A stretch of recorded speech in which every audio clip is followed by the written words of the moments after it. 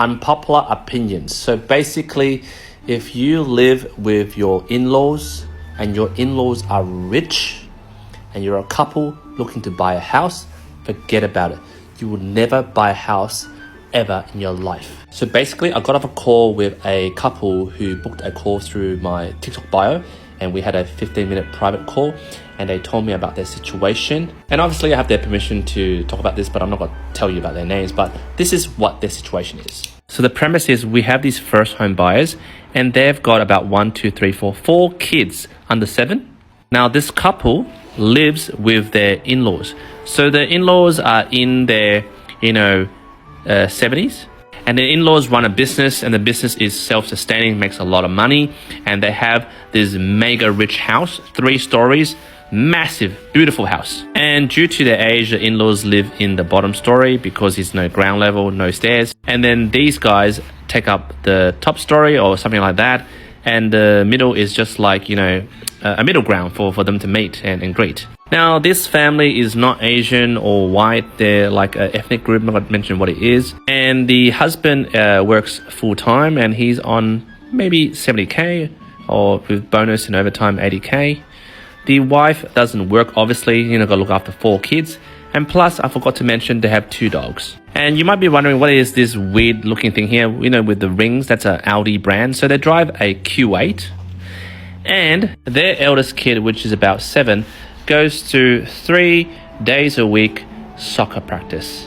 Plus he goes to a private school, and to add on top of that, he does tutoring as well. And these guys, which basically are under 4, will be following his footsteps in doing these type of extracurricular activities too. Now, based on that simple statement of position of this couple with the 4 kids, you can see on a 70 to 80K income, it's not sustainable for their living expenses. Now, these guys live in a very posh house in the eastern suburbs, and obviously they pay no rent because they're living with their parents or their in-laws. But one of the spouse is unhappy with the mother-in-law and wants to move. But where the cookie crumbles is they don't have money. Their saving is around 5K. And the worst thing about this is they're so used to the high life, driving the Q8 luxury car, all the extracurricular activities for their kids. They want to stay around the eastern suburb, and ideally they want to buy a house. And to paint a very clear metaphor to describe the situation, it's like getting Harry and Meghan to move from Buckingham Palace, well, before all that beef with the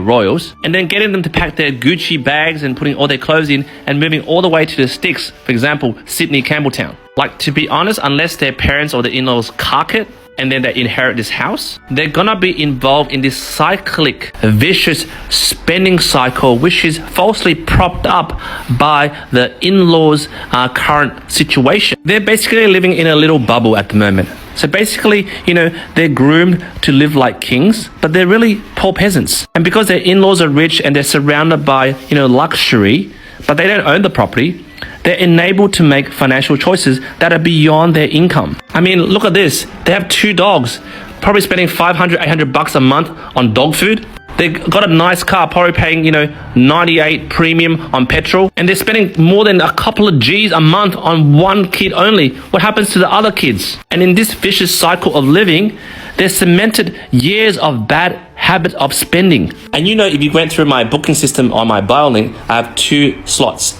15 minutes for $7.77 or 60 minutes for $97. Which one do you think they picked? And I'm not blasting them for picking that, but in their head, they're like, now, I need it now, I need it now. Now culture. And I literally spent like 50 to 55 minutes just telling them off. Reality slap, pam, pam, pam, pam, pam. You guys need to come back from Mars and down to Earth. You need to live in your bloody means if you want to buy a house and start your own bloody life without your in-laws. If you're sick of your in-laws telling you, this is not how you wash the dishes, this is not how you take care of the kids, or every time you do something and your in-law gives you a bloody dirty, you gotta pop the bloody bubble, guys.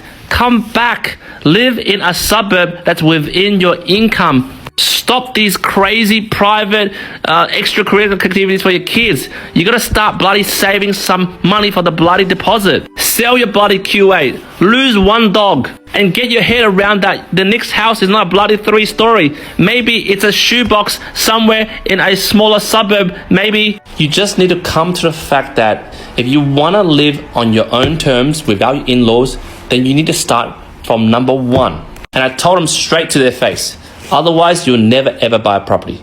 Maybe your in-laws live beyond 100. What, you gotta wait fucking like 30 years until they die? And luckily these guys watch my videos. They know that I give them tough love, and they really thank me for that insight, that change of thinking. They had a paradigm shift, and hopefully tonight when they discuss this situation, they have to realize, do we want to live a life of luxury but then have bloody dirty in-laws giving you dirty looks, or live a life of okay, not poverty, but just starting from scratch, but at least you're living on your own terms.